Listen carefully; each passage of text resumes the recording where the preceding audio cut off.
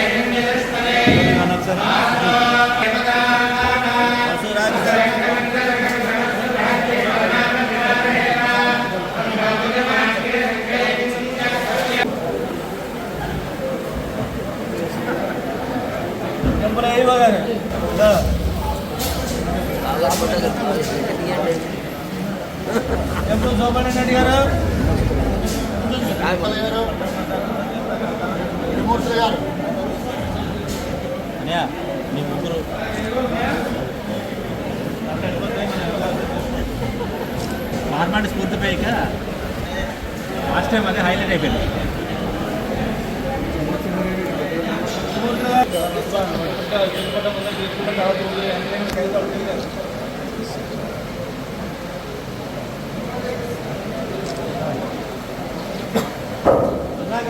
కావాలి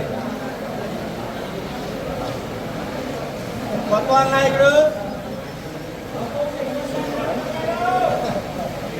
కొత్త నాయకుడు లక్ష కోట్లు రాయండి కాదు.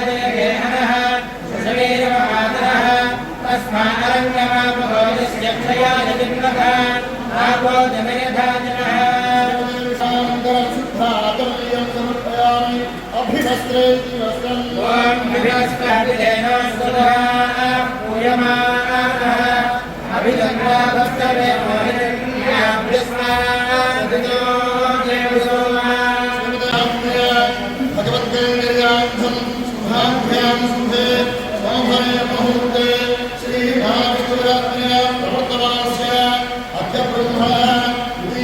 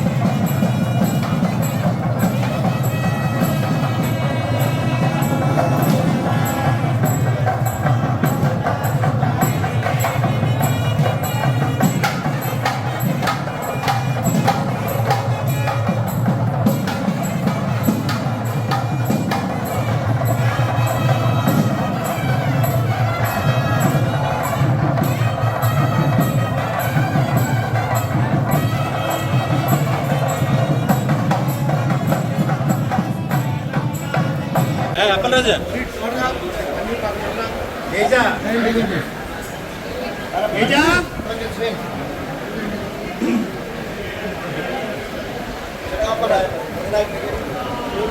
ఇట్ని చేయాలండి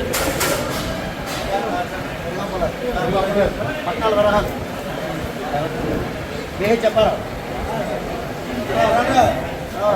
ఏ చెప్పారా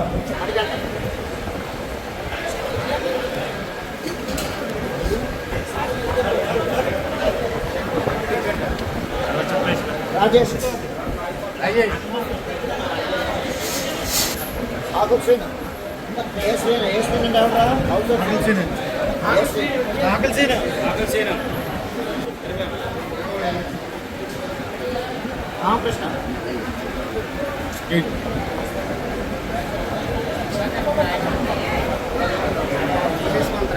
రామకృష్ణ అయ్యప్ప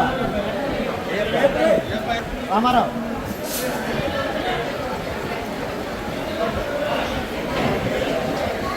ఉదయ్ రామచంద్ర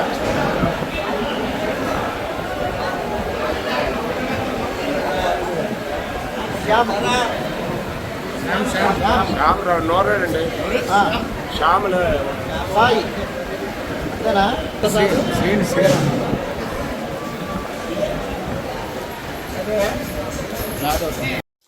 సుందరాయ శుభాంగాయ మంగళాయ మహోజసే సింహశైల నివాసాయ శ్రీ నృసింహాయ మంగళం.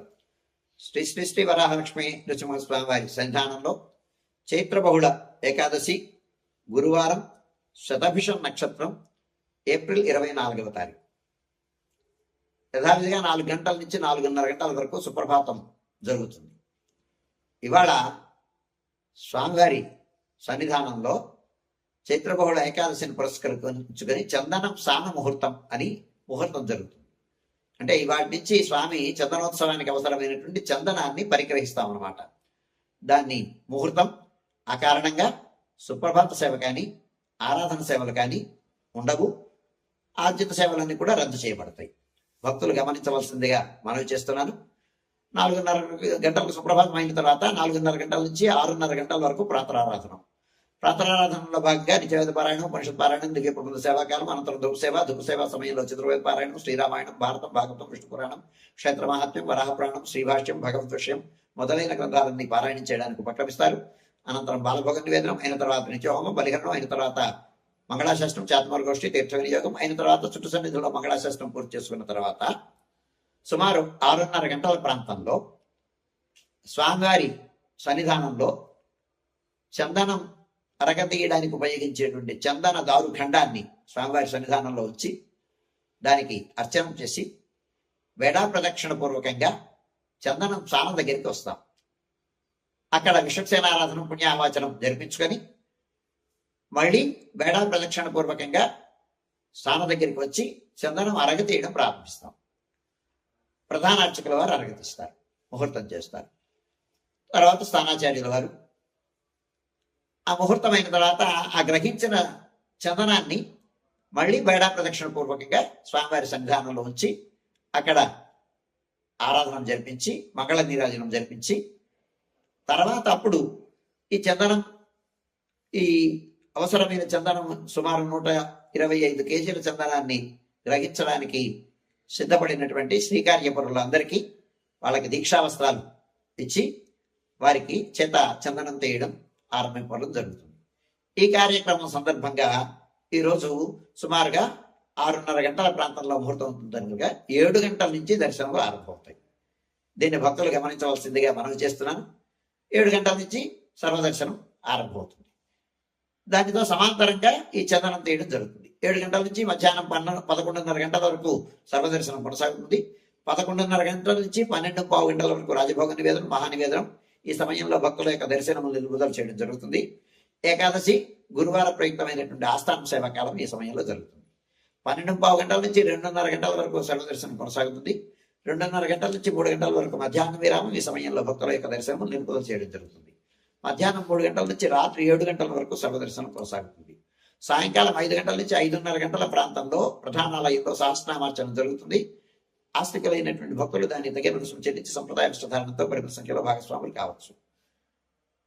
రాత్రి 7 గంటల నుంచి 8:30 గంటల వరకు రాత్రి ఆరాధన. రాత్రి ఆరాధనలో భాగస్వాములు కాగోరు వారు దానికి తగిన రుసుము చెల్లించి సంప్రదాయ విస్తధారణతో పరిమిత సంఖ్యలో భాగస్వాములు కావచ్చు. రాత్రి 8:30 గంటల నుంచి 9 గంటల వరకు సర్వదర్శనం కొనసాగుతుంది. 9 గంటలకు ఏకాంత సేవ కవాట మందనంతో ఈనాటి కార్యక్రమం సుసంపన్నమవుతుంది.